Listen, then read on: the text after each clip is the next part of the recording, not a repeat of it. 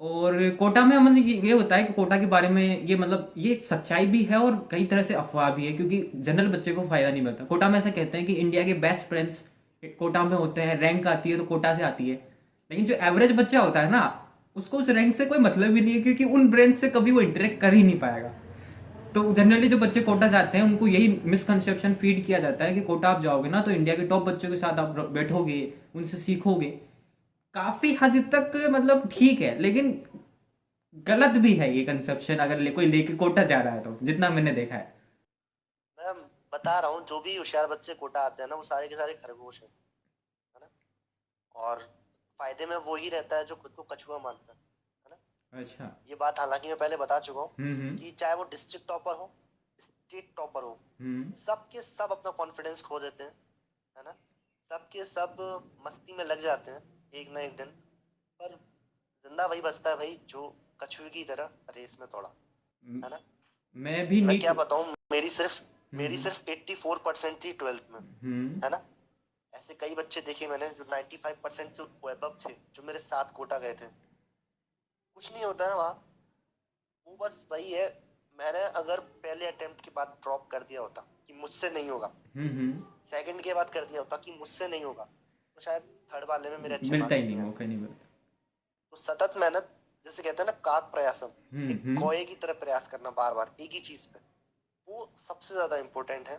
अगर हम एक ही चीज के बारे में बार बार प्रयास कर रहे हैं, लेकिन हर कोई ये नहीं कर पाता, अपनी फेलियर्स को देख के हिम्मत जुटाना, दोबारा उस कंपटीशन के लिए तैयार होना। या अगर हम एक साल की बात करें, तो इतने होशियार बच्चों में खुद को एक हीन भाव से देखना हाँ और ये बिल्कुल। सोचना कि सरवाइव नहीं कर सकता, वो गलत चीज है। अभी अब जैसे ऐसा अगर बहुत से आप बच्चे। अपने बैच में बात करूं या अपन जो 6 लोगों का ग्रुप था, उनमें तालिब जो है वो काफ़ी बाद में आए थे। और मैं कहीं ना कहीं खुद मतलब ये मान सकते हैं अपन 5 में मेरे स्कोर या मेरा रैंक सबसे बेहतर आता था। लेकिन फिर भी मैं समझता था कि नहीं, मेरे से बेहतर बच्चे ये हैं। तो मतलब एक अच्छा हम्म। बच्चा भी खुद को कहीं ना कहीं कंपेरेटिवली अब खुद को कोसता ही है। तो अगर आप खुद को ही अगर खुद अच्छा कॉन्फिडेंस शो नहीं करोगे तो कोई आप पे कॉन्फिडेंस शो नहीं करेगा। नवीन, एक बात नोटिस करना, जब ब्रेक होता था हम्म। तो हम लोग आपस में कुछ सवाल वगैरह जो घर पे सॉल्व करते थे नहीं आते, तो हम एक दूसरे से पूछते थे। बिल्कुल। ये जो फ्रेंड सर्किल है ना, ये बहुत इंपॉर्टेंट चीज है। हम्म। हम अपने दोस्त के साथ इतने फ्रैंक हो जाते हैं ना, जो लेक्चरर हमको पढ़ा रहे हैं वो चले जाते हैं, शर्म आती है कुछ पूछने में, डाउट पूछने में, कि छोटा सा डाउट कैसे बताएंगे। हम्म। इंटरेक्शन बहुत स्ट्रांग रखना है। जब हम सोच लेते हैं ना कि यार मुझ पर तो एबीसीडी भी नहीं आती, भाई तू ही बताएगा मुझे, हम्म। तो उस टाइम पर बच्चा गेन करता है। और जब बताते वो भी ईगो हैं। में रह जाता है ना, फ्रेंड्स जो हैं अगर आप पूछोगे तो आप बताते बताएंगे हैं भी। तो ये भी नहीं आ रहा, और वो बताता था सामने वाला। नवीन ने कई डाउट बताया मुझे, नवीन को किसी और ने बहुत डाउट बताए, हम्म। ऐसा होता बिल्कुल है। बिल्कुल। काफी ऑब्वियस है। और मैं तो बिल्कुल एक कोटा में एक बच्चा था, मतलब वो मतलब एवरेज बच्चा था वो। और वो मुझसे डाउट पूछने आता था ना, हर ब्रेक में मुझसे डाउट पूछता था।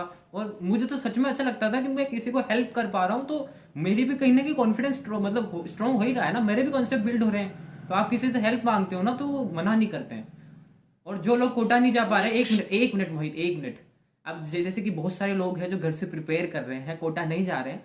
तो उन लोगों को लिए मेरा एक सजेशन ये होगा कि कई बार क्या होता है ना, अपन अपने स्फेयर में सिमट के रह जाते हैं। कि अब मैं जैसे मैं प्रिपेयर हम्म, करता था, तो जब आप अपने में होते हो ना तो आप चाहे 5 घंटे पढ़ो तो भी अपने को लगता है अपन बहुत पढ़ लिए। और जब अपन 10 पढ़ लेते हैं तो भी लगता है हम्म, कि अब तो बहुत हो गया। लेकिन सच्चाई ये है कि बहुत सारे हम्म, बच्चे आपसे बहुत ज़्यादा पढ़ रहे हैं। तो खुद में लिमिटेड ना रहें, हम्म, एक स्फेयर क्रिएट करें, मतलब कम से कम 5 लोग आपके, आप 5 लोगों से मिलो। मैं जैसे मेरे कुछ फ्रेंड्स थे, मेरा कजिन था, मेरे मतलब कम से कम मैं जब प्रिपेयर करता था तो 4 लोगों का हमारा ग्रुप था घर से, कोटा में नहीं, घर से। हम्म, जिससे हम हर संडे में बात करता था या सैटरडे संडे में बात करता था। हम लोग नेक्स्ट वीक की प्लानिंग करते थे, डाउट्स डिस्कस करते थे। स्टडी आर्ट्स का कंपटीशन हम लोग करते थे, कल मैं 9 पढ़ा था, आज 10 पढ़ना है। इस तरह का मतलब क्या होता है ना कि आप इंटरेक्ट करोगे तो आपको हम्म, पॉजिटिव पुश मिलता है। जो घर से प्रिपेयर कर रहा है, देखो आज हम्म, कोटा, कोविड की रियलिटी बता रहा हूँ, आज की डेट में कोटा वाला कंटेंट घर पे अवेलेबल है, पहले नहीं था। हम्म, बस सिर्फ हम्म, आपको सेल्फ डिसिप्लिन होना है। और एक कुछ लोगों का आपके शहर में भी बहुत सारे बच्चे होंगे जो नीट के लिए प्रिपेयर कर रहे हैं, कुछ ऐसे बच्चे जो आपके लेवल पे कम से कम हो, आपसे नीचे वाले लेवल के बच्चे अगर आपको अप्रोच कर रहे हैं तो कोई बात नहीं, लेकिन आप उनको अप्रोच मत करो। मेरा पर्सनली ओपिनियन है। क्योंकि फिर वो क्या होता है ना, आप सामने से जब वो आपको अप्रोच करेंगे ना, तो उनके पास अथॉरिटी नहीं होगी कि वो आपका टाइम ले पाए। लेकिन आप उनको अप्रोच करोगे तो आप उनको अथॉरिटी भी देते हो कि वो आपका टाइम लेंगे, लेकिन फिर वो कहीं ना कहीं कंपटीशन भी तो है ना ये। आपको भी अपना टाइम चाहिए, वो आपको अप्रोच कर रहे हैं आपको हेल्प करनी, क्योंकि उससे आपके कॉन्सेप्ट स्ट्रॉन्ग होंगे। लेकिन आप उनको अप्रोच करोगे तो आप उसको एडिशनल अथॉरिटी दोगे तो वो आपके नुकसान में देगी। आप ऐसे बच्चों को अप्रोच करो जो आपसे ऊपर के लेवल पे हो। बहुत सारे बच्चे आपको अलाउ नहीं करेंगे, क्योंकि जैसा मैंने पहले बताया कि आपसे नीचे वाले बच्चों को आप अप्रोच मत करो, तो उनका भी कहीं ना कहीं होता है कि नहीं। लेकिन आप अगर, ये ट्रायल एंड एरर होता है और सच में ये हेल्प करता है, तो कुछ बच्चों को आप ढूंढो, उनसे इंटरेक्ट करो, वीकली बेसिस पे डाउट डिस्कस करो। एक जो इस साल जेई एडवांस के टॉपर थे, उन्होंने भी सेम स्ट्रेटजी बताई थी अपने इंटरव्यू में जो उन्होंने एलन में दिया था, मैंने सुना था उसको। तो ये सच्चाई है, आप अगर लोगों से इंटरेक्ट करते रहोगे तो आप अपने ओरा को बढ़ाते जाओगे, अपने कॉन्फिडेंस को बढ़ाते जाओगे, और ये बहुत फायदा करेगा आपको। आप कुछ कह रहे थे भाई? मुझे लगता है कि इंसान, जब अभी तो हम बहुत छोटे हैं, हम्म। जब 25 की किसी भी से बात करेंगे ना, आगे एक सक्सेसफुल से बात कीजिए, एक अनसक्सेसफुल से, मुझे ऐसा लगता है जो सबसे इम्पोर्टेंट रोल था ना, वो होता है मेजोरिटी का, हमारे फ्रेंड सर्कल का, बिल्कुल। कि हम किन लोगों के बीच में रहे, है ना। हम्म। जैसे कि अभी नवीन ने बताया कि हम 6 लोग थे, 6 के 6 सिलेक्ट हुए, हम्म। है ना। तो ज्यादातर हम पढ़ाई की बातें करते थे, ब्रेक के दौरान भी, वैसे भी।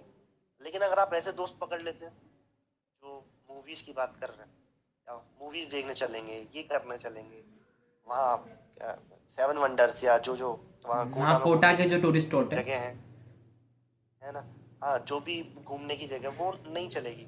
और विद्या वर्धते एवं नित्यम, ये एक श्लोक की लाइन है, जिसमें कि ज्ञान बांटने से बढ़ता है। हम्म। तो अगर हम किसी चीज को एक्सप्लेन करते हैं ना किसी को, तो वो हमें एकदम पक्का याद हो जाता है। बिल्कुल याद होता है। और अगर हम एक्सप्लेन करते हुए अटक जाए, यार मैं तो भूल गया, तो अपने फिर को उसको पता मान लो होता है ना बोला कि मैं, चलो। मुझे ये याद नहीं है, मुझे फिर से पढ़ना है, ये पता लगता है। फिर हम, हाँ, नहीं तो उससे कह दो ना कि मुझे नहीं आता है, चलो साथ साथ पढ़ते हैं, हाँ, मैं साथ बिल्कुल साथ डाउट बिल्कुल। क्लियर करके ही मानेंगे। तो फिर वो उसका डाउट नहीं है, वो क्योंकि वो आपका आपका भी भी डाउट है। डाउट है, आपका भी डाउट बन गया है वो। ये करना चाहिए। हाँ, एक ये है कि मतलब स्ट्रेटजी वीडियोस, जैसे ये भी एक तरह से स्ट्रेटजी वीडियो, ये स्ट्रेटजी वीडियो नहीं है, ये सच्चाई से रूबरू कराने वाला वीडियो है। लेकिन स्ट्रेटजी वीडियोस कितना देखते थे, महीने में एक, हफ्ते में एक? क्या अप्रोच रहता था कि मोटिवेशन के लिए क्या करते थे? मैं इसको एग्जांपल से बताऊंगा।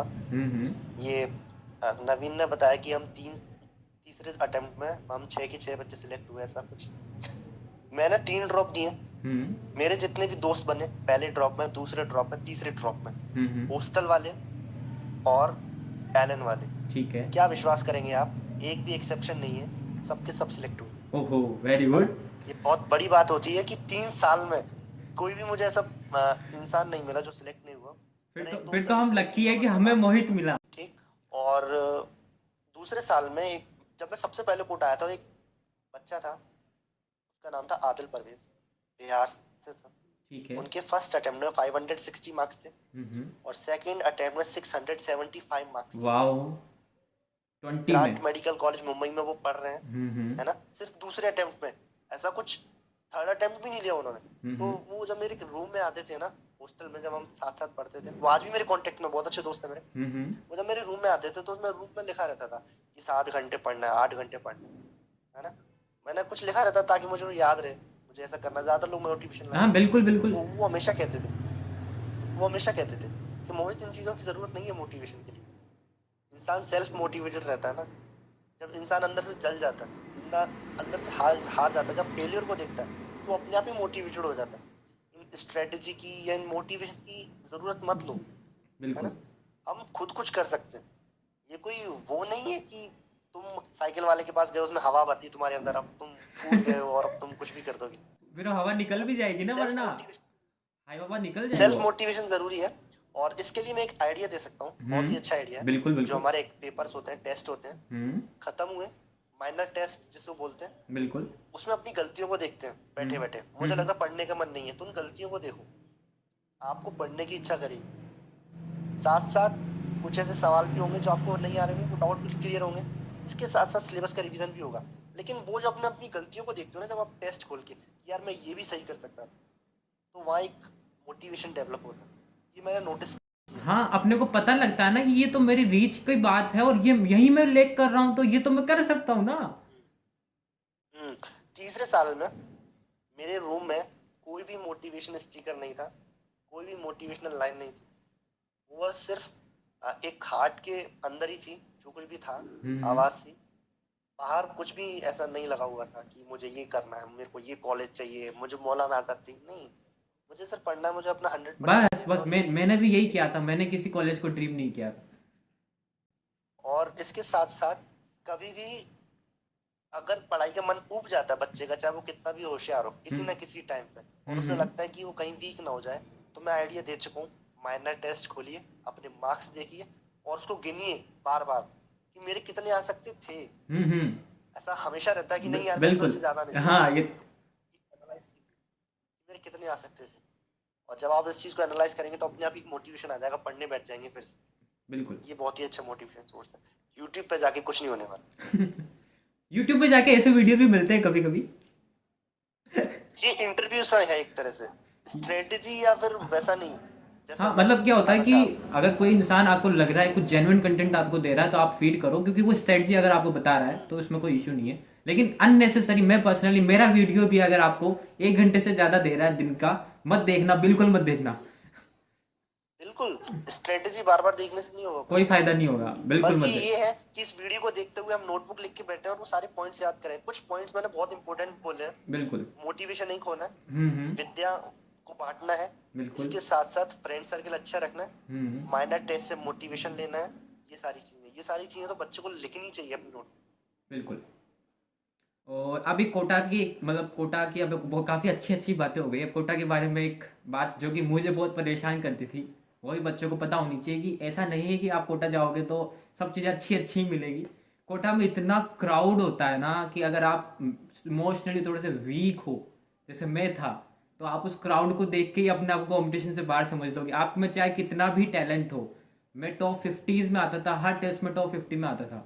लेकिन मार्च फैब, मतलब 11 मार्च की बात है, अ, मैं इतना डिप्रेस्ड हो गया था। मैं अपना पूरा जो है, ये 2020 अटैम्प्ट की बात है, तो मैंने अपनी लाइफ, मतलब ऐसे मान लो कि जब उस टाइम मेजर टेस्ट स्टार्ट हो गए थे, मेरा रैंक गिरने लग गया था और मुझे लगने लगा था बच्चे ज़्यादा मेहनत कर सकते हैं, मैं नहीं कर सकता।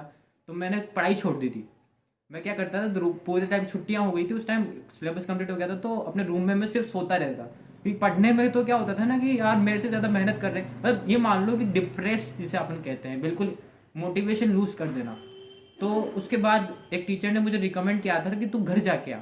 और घर आने के बाद फिर वो लॉकडाउन हो गया, तो जो उस फेज से मैं आया था, मोटिवेशन वैसे ही नहीं थी, तो आगे कभी पढ़ने की इच्छा हुई नहीं। तो क्राउड को देख के भी बच्चे डर जाते हैं, तो इमोशनली अगर आप वीक है ना, तो मुझे लगता है कि कोटा ना जाना आपके फेवर में है।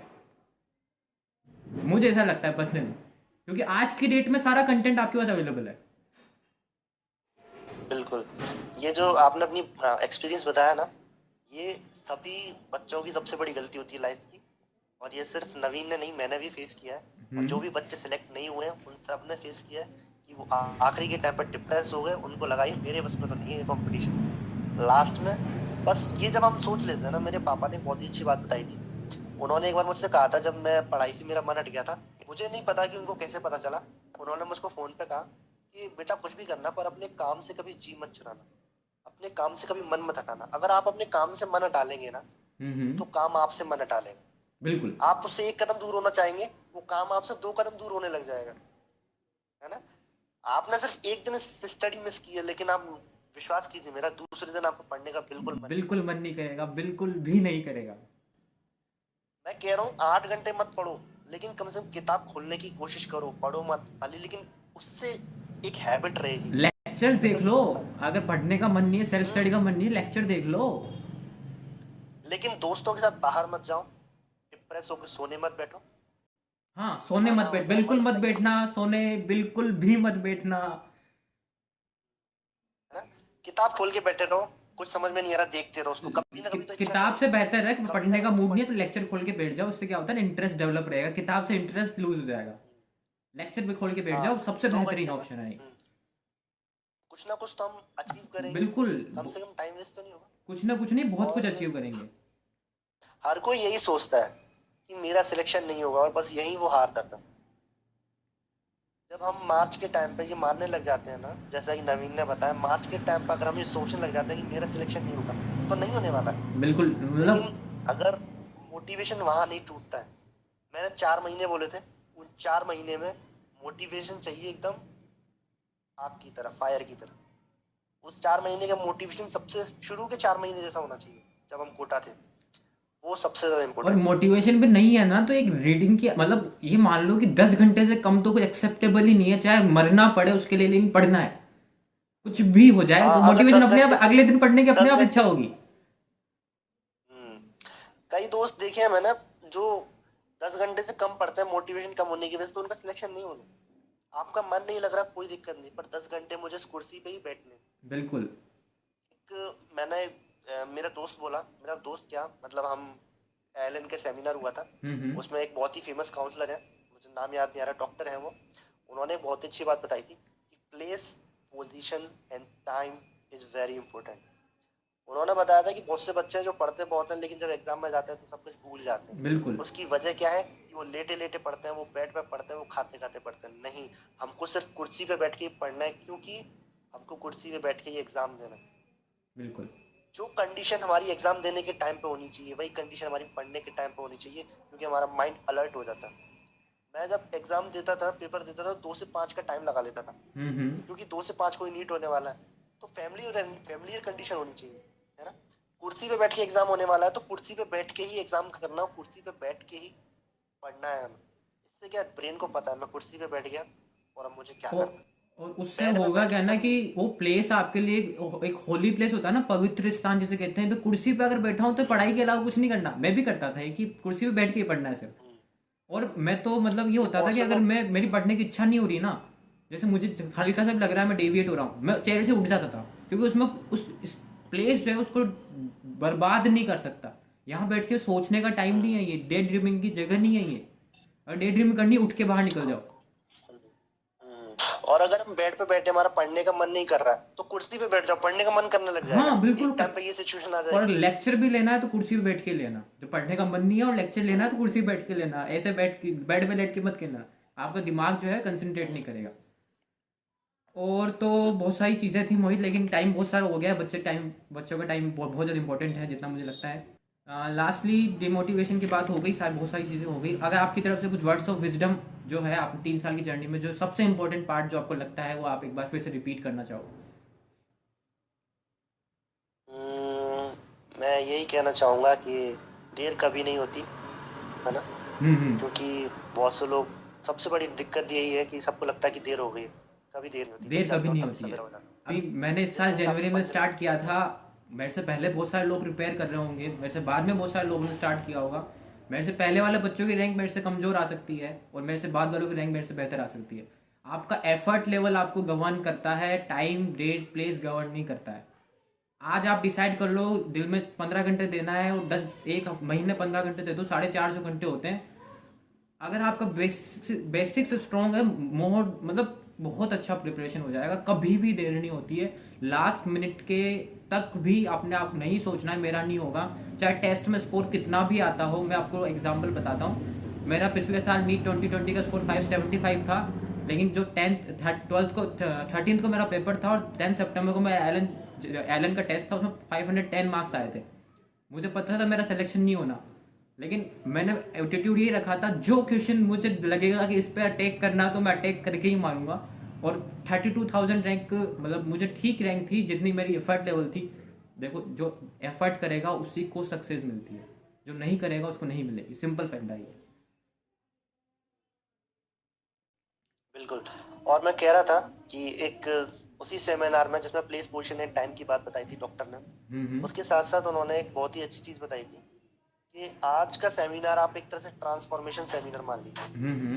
है ना। हम्म। ट्रांसफॉर्मेशन सेमिनार का मतलब है कि आपको खुद को ट्रांसफॉर्म करना। अगर आपको लगता है कि आप बहुत ही डल हैं, तो हम्म। आज मैं आपके सामने हूँ, आप मन ही मन शपथ लेके जाइए कि मैं आज से बदल जाऊँ। ये सुनने में छोटी बात लगती है, लेकिन ये छोटी बात नहीं है। बिल्कुल। मैंने एग्जाम्पल देखा है कि बच्चे को बदलते हुए, है ना। मेरे मेरा जो रूम में, मैंने बताया था मेरे साथ के सारे बच्चे सिलेक्ट हुए, जिसमें से मेरा एक दोस्त ऐसा था जिसका पढ़ाई में कम इंटरेस्ट था। लेकिन वो मेरे साथ उस सेमिनार में गया था। हम्म। शायद मैं इतना नहीं सीखा, लेकिन उसने मुझसे बोला कि मोहित आज से मैं शपथ लेता हूँ कि आज से मैं ट्रांसफॉर्म होकर दिखाऊंगा। मैं कोई फिल्म की स्टोरी नहीं सुना रहा हूँ, रियल बता रहा हूँ। वो एससी कैटेगरी से बिलोंग करते थे, उनके 550 मार्क्स आए थे हम्म। और इतनी भी उम्मीद नहीं थी कि इतने आएंगे, लेकिन उनको बहुत ही प्रेस्टिजियस मेडिकल कॉलेज मिला। चाहे कैसे भी मिला, लेकिन 550 मार्क्स लाना इज नॉट अ हाँ जोक। ये भी बहुत बड़ी बात है।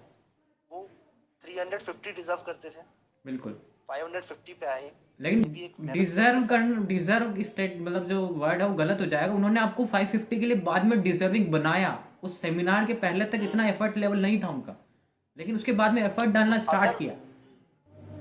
अगर हमारी बातों को कोई सुन रहा है, अगर हम्म। वो ये सोच ले कि आज मैं ट्रांसफॉर्म होने की शपथ लेता हूँ, तो वो और सबसे अच्छा मैं है। भी अपना पर्सनल एक्सपीरियंस बताऊँ ना कि 12 अप्रैल को मैंने डिसाइड किया था एक वीडियो बनाते हैं कि क्या दिन में 12 घंटे पढ़ा जा सकता है, क्योंकि मैं नहीं पढ़ता था उस टाइम तक। मैं 8-9 घंटे पढ़ता था। तो उस दिन मैंने डिसाइड किया 12 घंटे पढ़ना है। उस दिन मेरा जो स्टडी आवर्स थे, एक दिन में 12 घंटे 25 मिनट हुए। तो पहली बार वो 12 अप्रैल 12 अप्रैल की बात है वो, मतलब प्रिपरेशन के 3 महीने बाद तक। लेकिन जिस दिन मैंने उस दिन कर लिया ना, उस दिन मैंने आपको अपना चेक पॉइंट बना लिया कि ये तो यार बहुत आसान था, ये तो बहुत इजीली हो गया। 12 घंटे पढ़ना कौन सा बड़ा टास्क है। तो उस दिन को लाइफ में मेरा वो दिन इतना बड़ा ट्रांसफॉर्मेशन लेके आया ना कि मुझे पता लग गया कि 12 घंटे तो बहुत आसान चीज है। उसके बाद तो फिर ऐसे होता है ना कि एनर्जी आ गई कि अब तो 12 घंटे पढ़ना सीख लिया, अब क्या नीट, अब तो नीट बहुत आसान हो गई। उस दिन के पहले तक मुझे स्ट्रगल करना पड़ता था 7-8 घंटे दिन का पढ़ने में। लेकिन पता नहीं क्यों मैंने दिमाग में एक थॉट आया कि लेट्स ट्राई, एक बार ट्राई तो करके देखते हैं और फिल्म भी करते हैं। मैंने वीडियो डाला है वो, लेकिन वो वीडियो डालने के पर्पज के लिए नहीं था, खुद के लिए था। लेकिन मुझे लगा कि सेव करने के काम आएगा, लाइफ में कभी देखूंगा तो कभी हेल्प मिलेगी। लेकिन वो इतना मैसिव ट्रांसफॉर्मेशन मेरी लाइफ का कि उस दिन मैंने डिसाइड कर लिया था कि इट इज़ पॉसिबल। और उसके बाद कभी पीछे नहीं देखा मैंने। बिल्कुल, बिल्कुल सही कहा। और इसके साथ साथ मैं कुछ कह रहा था। दरअसल अगर हम कोई टॉपिक पढ़ते हैं, बहुत से बच्चे क्या करते हैं, कोई टॉपिक पढ़ते हैं और भूल जाते हैं। हम्म। इसकी वजह पता है क्या है? कि टॉपिक पढ़ने के बाद उन्होंने खुद को एनालाइज नहीं किया। एनालाइज का मतलब है कोई भी अगर टॉपिक पढ़ लें, कोई चैप्टर पढ़ लिया हमने ह्यूमन फिजियोलॉजी का, और उसके बाद हम खुद से बोल दें कि दुनिया का कोई भी सवाल आ जाए एनसीईआरटी से, मैं कर दूंगा, तो आप नोटिस करना कि आप बहुत से लोग तो वहीं हार जाएंगे। फिर उनको याद आएगा कि यार मैं तो ऐसा बोल ही नहीं सकता, फिर वो और अच्छे से पढ़ेगा। बिल्कुल बिल्कुल। ऐसा बोलना है कि दुनिया का कोई भी सवाल आ जाए इस एनसीईआरटी से, मैंने जो पढ़ा है इस चैप्टर का, और अगर मैं कोई करके सवाल दिखाऊंगा। आ जाए मैं ना तो एनसीईआरटी को घोट के पी जाना कि ये सवाल फंसा तो फंसा क्यों, ये कौन से टॉपिक का क्वेश्चन है जो मुझे नहीं हर आया, कोई नहीं करता ये, ये ऐसा कौन सा हर क्वेश्चन कोई आ नहीं गया, करता ये, गलती सुधारने वाला ही जीतता है। ऐसा कौन सा क्वेश्चन आ गया, ऐसा कौन सा टॉपिक है, कौन सा सब टॉपिक है, कौन सी लाइन है एनसीईआरटी की जिससे मेरा क्वेश्चन फंस गया। मैंने तो सोचा था कि क्वेश्चन सारे क्वेश्चन आते हैं। तो ये अप्रोच बहुत वही, इंपॉर्टेंट अप्रोच ये है।